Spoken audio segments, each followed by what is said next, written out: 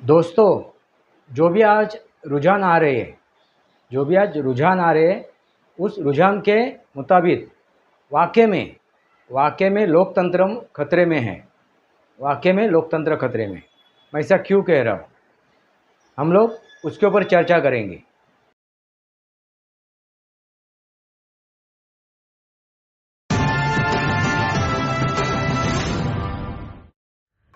नमस्कार दोस्तों, वास्तवावर बोलू काहीतरी इस श्रृंखला में फिर एक बार आपका स्वागत है। मैं आपका दोस्त राजेश वासंती सावाजी किलुस्कर। दोस्तों, जब से मैंने यूट्यूब चैनल शुरू किया है ये वास्तवावर बोलू काहीतरी, तब से मैं राजनीति के ऊपर जो भाष्य कर रहा हूँ, जो भी भाष्य मैं कर रहा हूँ, उस समय मैं किसके ऊपर आपका लक्ष्य केंद्रित कर रहा हूँ, किसको केंद्र स्थानीय रख रहा हूँ, वो है मतदार राजा। मतदार राजा को मैं जागरूक करने की कोशिश कर रहा था लगातार मतदार राजा को जागरूक करने की कोशिश कर रहा था। अब इसके पहले भी मैंने 2 वीडियो बनाए हुए हैं। एक है एग्जिट पोल के ऊपर और दूसरा उद्धव ठाकरे के ऊपर। यानी उद्धव ठाकरे आपने तो कमाल ही कर दिया, ऐसे 2 वीडियो मैंने बनाए हैं। उसमें भी मैंने इस चीज़ का जिक्र किया हुआ है। क्या किया है कि मतदार राजा, आप अभी क्या हो, नींद से खुलो, नींद से उठो, जागो, संभलो, संवरो खुद को। ये मैंने उस वीडियो में भी मैंने उसका जिक्र किया हुआ है। दोस्तों, मैं ऐसा क्यों कह रहा हूँ, क्योंकि जो भी रुझान आ रहे हैं उस रुझान को देखते हुए, उनको मद्देनज़र रखते हुए हम लोग इसका एनालिसिस करेंगे। हम लोग इस राजनीति का विश्लेषण करेंगे तो एक ही चीज़ समझ में आती है, वो क्या है, लोकतंत्र खतरे में है। ऐसा मैं क्यों कह रहा हूँ दोस्तों? यहाँ पे भारतीय जनता पार्टी जीत रही है, कांग्रेस जीत रही है, कौन जीत रहा है उसे कुछ बड़ा मतलब नहीं है। इसमें एक ही है, कौन सी विचारधारा जीत रही है, कौन सी विचारधारा जीत रही है। यानी धर्म और अधर्म की लड़ाई होती है। जब युद्ध होता है ना दोस्तों, तो धर्म और अधर्म का ही होता है। जैसा महाभारत में घड़ा, धर्म किसके बाजू में था और अधर्म किसके बाजू में था, अभी तय कर लो। वैसा ही जो भी युद्ध होता है, जो भी युद्ध लड़ा जाता है, वो धर्म और अधर्म के बीच में होता है। अभी जो युद्ध हुआ ये लोकसभा का, उसमें कौन सी विचारधारा धर्म के साथ है और कौन सी विचारधारा अधर्म के साथ है, ये समझना जरूरी है। मगर इसमें जीत दिलाने वाले कौन है? इसमें जीत दिलाने वाले कौन है? तो नागरिक है इस देश के।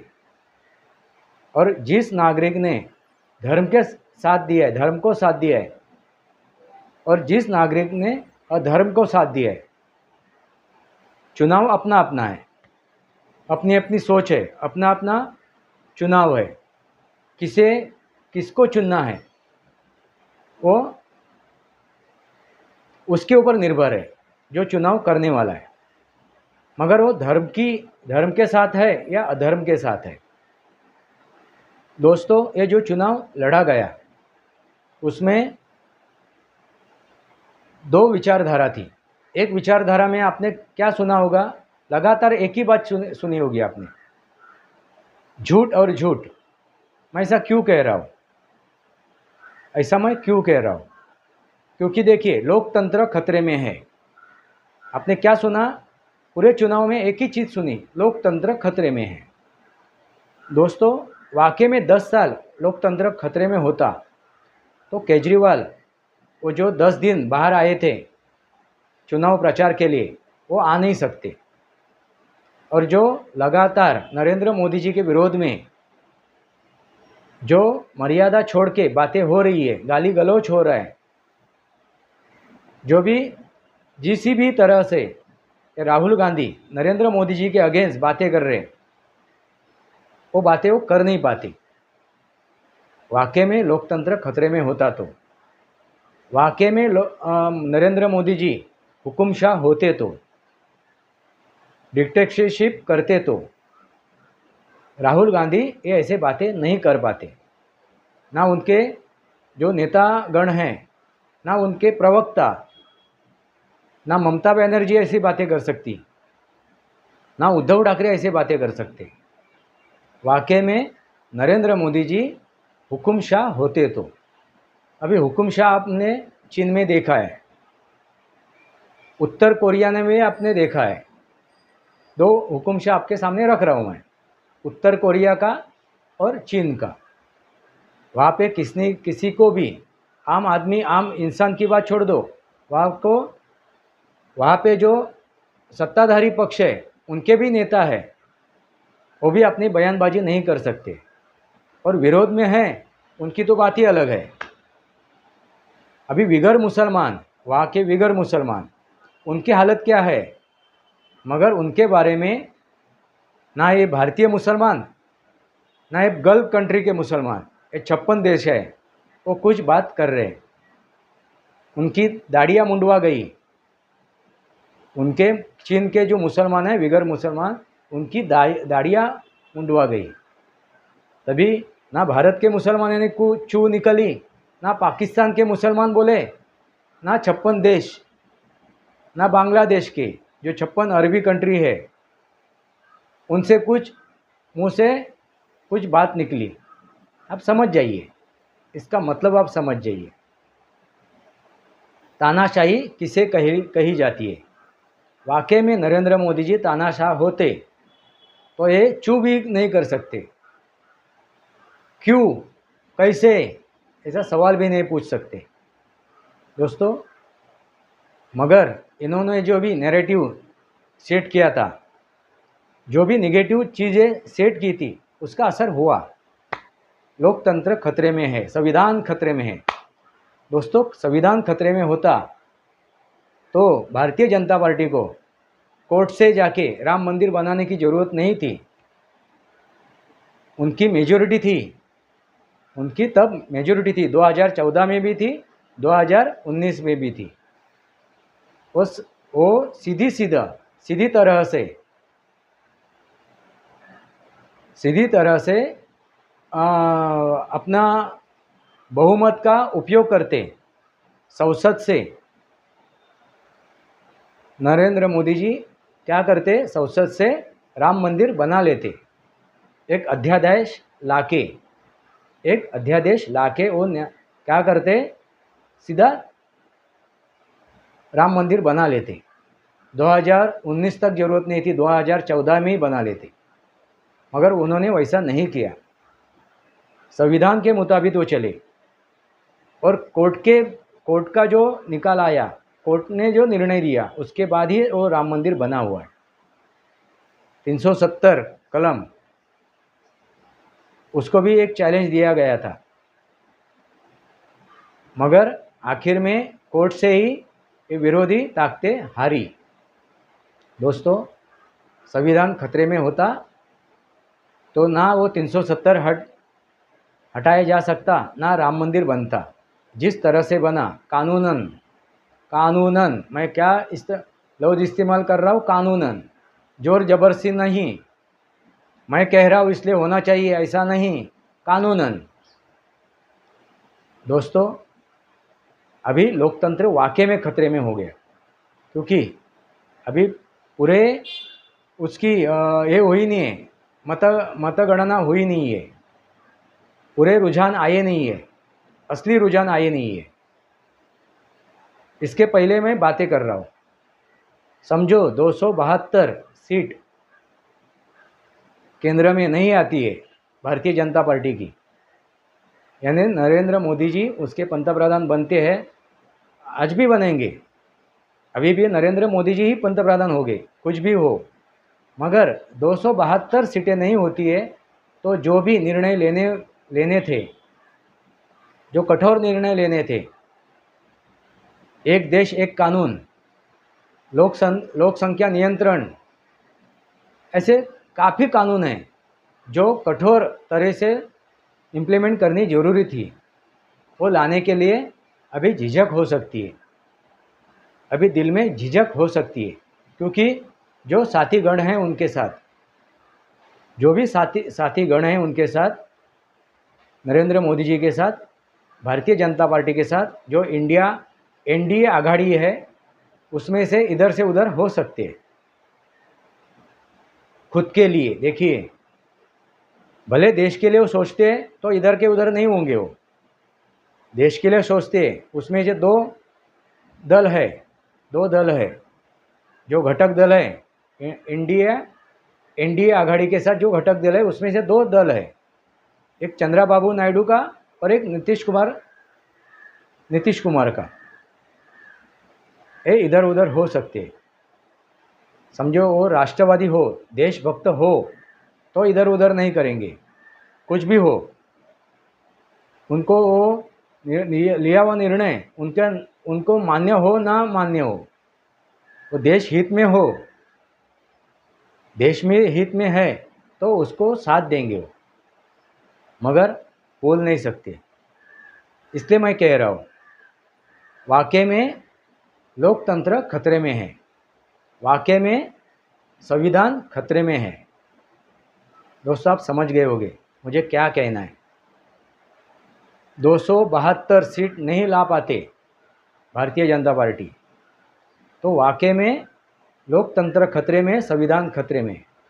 दोस्तों इस महाराष्ट्र से इतिहास हम लोग देखेंगे छत्रपति शिवाजी महाराज के काल से, तो वाकई में लोकतंत्र खतरे में था। जब छत्रपति शिवाजी महाराज ने राज्य किया, उनकी मौत कैसी हुई? उनकी मौत स्लो पॉइजनिंग से हुई। वाकई में लोकतंत्र खतरे में नहीं होता तो उनकी मौत नहीं होती, और वो जीते, छत्रपति शिवाजी महाराज जीते तो वो पूरा भारत आज हिंदवी स्वराज्य होता। उसके बाद आइए नीचे उतरते हम लोग, अंग्रेज़ों के काल में जो काला पानी की जो शिक्षा हुई विनायक दामोदर सावरकर को, वो ना होती, महाराष्ट्र एक साथ होता तो लोकमान्य तिलक, इनको कारागृह न होता, उनको कारागृह न होता, महाराष्ट्र एक संघ होता तो इस देश का, इस महाराष्ट्र का महामानव बाबा साहेब आंबेडकर को 2 बार चुनाव नहीं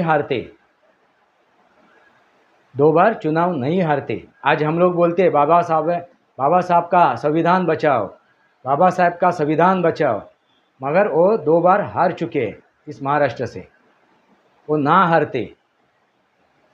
दोस्तों क्यों हारे? क्योंकि तब उस टाइम भी लोकतंत्र खतरे में था, संविधान खतरे में था, और हम लोग भटके, हम लोगों ने गलत चीज़ों के ऊपर विश्वास रखा, गलत बयानों के ऊपर विश्वास रखा, और हम लोगों ने ही, मतदार राजा ने ही बाबा साहेब आंबेडकर को हराया है। ना कांग्रेस ने हराया, ना अन्य किसी ने हराया। हार जीत कौन तय करता है? मतदार राजा। दोस्तों जिसकी दुहाई हम लोग देते हैं बाबा साहेब आंबेडकर की, संविधान का निर्माता करके बाबा साहेब आंबेडकर की हम लोग दुहाई देते, उसी बाबा साहेब आंबेडकर को किसने हराया था? कांग्रेस ने नहीं हराया था। किसने हराया था? वो मतदार राजा ने हराया था। कैसे हराया था? झूठ के बलबूते पे, झूठ के ऊपर विश्वास रखे हम लोग बातें करने जा रहे हैं। इस महाराष्ट्र की जनता बातें करती है। जो मैंने सर्वेक्षण किया, यहाँ पे उद्धव ठाकरे को सहानुभूति नहीं थी, उद्धव ठाकरे के प्रति सहानुभूति नहीं थी, मगर उन्होंने जो झूठ परोसा, हाँ सहानुभूति का लाभ शरद पवार को मिला, मैं मान लेता हूँ। सहानुभूति का जो प्रभाव पड़ा, जो मिला, जो लाभ हुआ, वो शरद पवार को वाकई में मिला, जो रुझान आ रहे हैं उसके हिसाब से। और अजित दादा पवार को नाकारा। रुझान के हिसाब से मैं बात कर रहा हूँ, मगर उद्धव ठाकरे को सहानुभूति का कोई फ़ायदा हुआ नहीं है। मगर उन्होंने जो नैरेटिव सेट किया था, जो झूठ परोसा था, उसका असर तो गिरा, वाकई में गिरा। वो मैंने इसके पहले 2 जो वीडियो मैंने बनाई है उसके ऊपर मैंने उसकी बात रखी है। मेरी बात उसमें मैंने रखी है कि वाकई में उद्धव ठाकरे को जो उन्होंने झूठ परोसा उसका असर महाराष्ट्र के जो मतदार थे उनके ऊपर हुआ। और उनको किसका सपोर्ट मिला? जो मैंने 80% मुसलमानों की बातें की। दोस्तों, मैंने भेंडी बाजार, डॉकयार्ड, मजगांव, यहाँ का घाटकोपर का जो नारायण नगर यानी उस तरफ का जो मुसलमान एरिया है, लगातार मैं बात कर रहा था वहाँ पे क्या रुझान है, क्या सोच है। तो एक ही समझ में आया, जिन्होंने आज तक शिवसेना का विरोध किया, बाला साहब का विरोध किया, उन्होंने उद्धव ठाकरे के झोली में वोट डाला हुआ है। किसके लिए? उद्धव ठाकरे के लिए नहीं दोस्तों, उद्धव ठाकरे के लिए नहीं। उद्धव ठाकरे किसके साथ है उसके लिए उन्होंने अपना चुनाव किया है। उद्धव ठाकरे किसके साथ थे? राहुल गांधी के साथ, कांग्रेस के साथ। दोस्तों, महाराष्ट्र में कांग्रेस एक ही था, एक ही उनका उम्मीदवार था 2019 में। अभी वो 10-11 के आसपास है। उसका मतलब आप समझ जाइए, जीत उद्धव ठाकरे की नहीं है। शरद पवार की जीत जो है वो शरद पवार की जीत है, क्योंकि वो कांग्रेस ही है, उसकी मानसिकता कांग्रेस ही है। जीत किसकी है? कांग्रेस की है, ना उद्धव ठाकरे की है, ना वो शरद पवार की है। किसकी जीत है? कांग्रेस की मानसिकता की जीत है। और हार किसकी है? हार किसकी है अभी आप जान लो। संविधान खतरे में है, लोकतंत्र खतरे में। दोस्तों, मैंने मेरा जो विश्लेषण है मैं आपके सामने रखा हुआ है, अभी आप ही जवाब दीजिए। वाकई में संविधान खतरे में है, वाकई में लोकतंत्र खतरे में। आगे चल के क्या होने वाला है? भले नरेंद्र मोदी जी पंतप्रधान बन जाते, गृह युद्ध शुरू होगा। मैं जो बोल रहा हूँ आप लिख के रखिए, गृह युद्ध शुरू होगा। जो आज तक ये मुसलमान चुप बैठे थे वो अभी अपना सर निकालेंगे, सर ऊपर करेंगे। पश्चिम बंगाल में भी वही हुआ है, केरला में भी वही हुआ है। आप जान लो, समझ लो, परख लो। कुछ मतलब नहीं, अभी टाइम निकल गया, हाथ से टाइम निकल गया। जो मैंने लगातार बातें की थी, जाग जाओ, संभल जाओ। मतदार राजा, अब राजा हो। आप किसका चुनाव करने वाले हो? धर्म का या अधर्मी का? अभी आपने चुनाव तो कर लिया है। अभी आपने चुनाव धर्म का किया है कि अधर्म का किया है? अभी तय कर लो। वास्तव और बोलू काहीतरी श्रृंखला को सब्सक्राइब कीजिए, बेल आइकन दबाइए। मेरे विचार सही लगे तो लाइक कीजिए, आपका विचार कमेंट बॉक्स में लिखिए। आज के लिए इतना ही। भारत माता की जय, वंदे मातरम। जय भारत, जय महाराष्ट्र।